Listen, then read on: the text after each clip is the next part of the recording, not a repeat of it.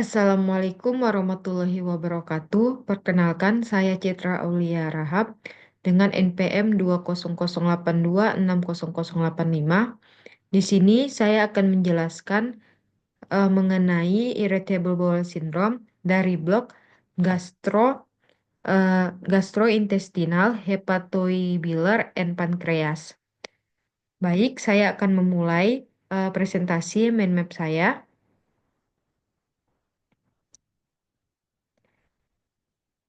Yang pertama itu dari pengertiannya. Jadi, nge- IBS atau Irritable Bowel Syndrome adalah gangguan pencernaan kronis yang mempengaruhi usus besar, di mana kondisi ini akan menyebabkan gejala seperti sakit perut, gembung, diare, dan juga sembelit yang berulang kali. Kemudian, secara gejala, IBS ini memiliki beberapa gejala seperti nyeri atau kram perut, biasanya itu akan membaik setelah buang air besar, kemudian akan ada perubahan pola buang air besar seperti diare, sembelit atau keduanya, tapi dan bisa juga secara bergantian. Kemudian yang ketiga itu perut gembung dan juga sering bersendawa, kemudian ada gas berlebihan, lendir di dalam tinja, dan rasa tidak tuntas setelah BAB. Secara faktor risiko, IBS ini memiliki beberapa. Pertama itu ada masalah psikologis. Jadi IBS ini adalah kondisi yang dapat dialami seseorang ketika dia sedang stres, di mana hal ini akan dipengaruhi oleh buruknya kondisi otak saat stres sehingga berdampak pada sistem pencernaan. Kemudian ada infeksi saluran pencernaan, di mana ini dapat terjadi disebabkan oleh infeksi berat akibat virus atau bakteri. Kemudian riwayat keluarga, lalu ada mengonsumsi makanan pemicu sindrom usus besar atau IBS ini seperti gorengan, alkohol, kopi, daging merah, atau minuman berkarbonasi.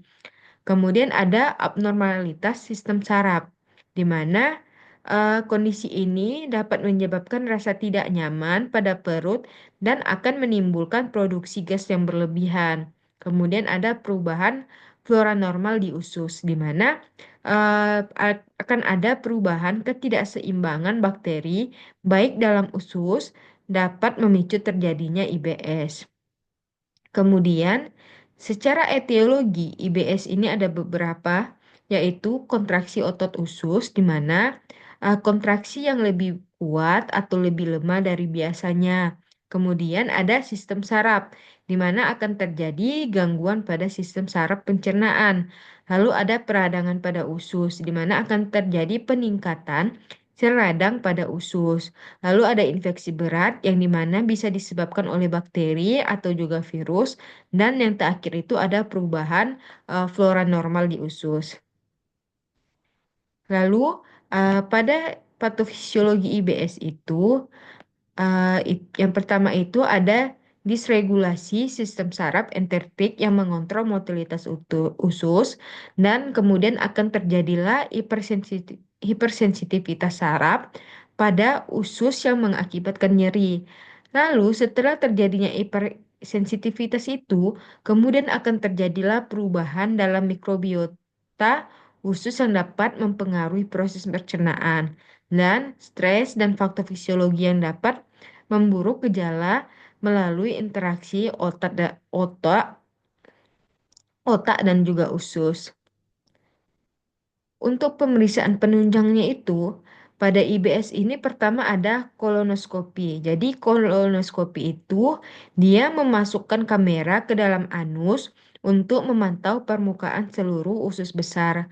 Lalu ada sigmoidoskopi, di mana sama halnya dengan prosedur kolonoskopi. Tetapi tujuannya itu untuk memantau permukaan usus besar hanya sampai di area sigmoid. Dan terakhir itu ada CT scan atau foto ronsen, di mana untuk mengetahui penyebab lainnya dari sindrom iritasi usus ini. Biasanya kita sebagai seorang dokter itu akan menggunakan cairan kontras barium untuk melihat gambaran struktur usus secara spesifik. Ah, Lalu pada IBS ini kita bisa melakukan tata laksana. Yang pertama itu ada terapi non farmakologi, di mana yang pertama itu ada pengaturan pola makanan.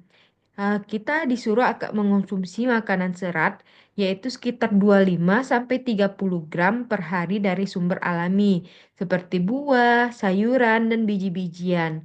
Kemudian kita bisa menghindari makanan yang memicunya seperti makanan berlemak, berminyak, dan berat. Lalu ada stress management di mana akan kita lakukan eh, stress management, di mana kita akan melakukan terapi perilaku kognitif atau CBT, di mana itu untuk mengurangi stres dan kecemasan yang dapat memicu gejala IBS. Lalu ada relaksasi dan meditasi, itu untuk mengurangi stres dan meningkatkan kesejahteraan mental. Kemudian ada aktivitas fisik, di mana kita berolahraga secara teratur setidaknya 30 menit per hari selama 5 hari 5 hari 1 minggu. Kemudian ada juga untuk tata laksana farmako. Yang pertama itu ada antipasmodik. Antipasmodik ini dia ada diclomine atau Bentley.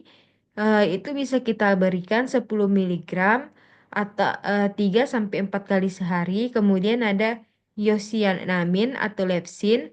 Itu bisa kita berikan 0,125 sampai 0,25 miligram 3 sampai 4 kali sehari. Kemudian ada anti diarel yaitu loperamid atau imodium. Itu bisa kita berikan 2 miligram setelah makan jika diperlukan. Kemudian ada laksatin, itu ada polyethylene glycol atau Miralax. Itu bisa kita berikan 17 gram per hari, lalu kita campurkan di dalam minuman. Kemudian itu antidepresan atau SSRI atau selektif serotonin reuptake inhibitor seperti fluoxetine atau Prozac yang dimana dosisnya itu bervariasi tergantung kondisi pasien. Mungkin ini saja yang bisa saya berikan mengenai IBS atau Irritable Bowel Syndrome. Jadi dari semua yang saya jelaskan tadi, saya mengambil referensinya dari sini. Ada 4 referensi yang saya ambil yang saya jelaskan tadi. Mungkin itu saja yang bisa saya jelaskan mengenai IBS. Jika saya kata ada kata-kata yang salah atau kurang yang jelas, saya mohon maaf.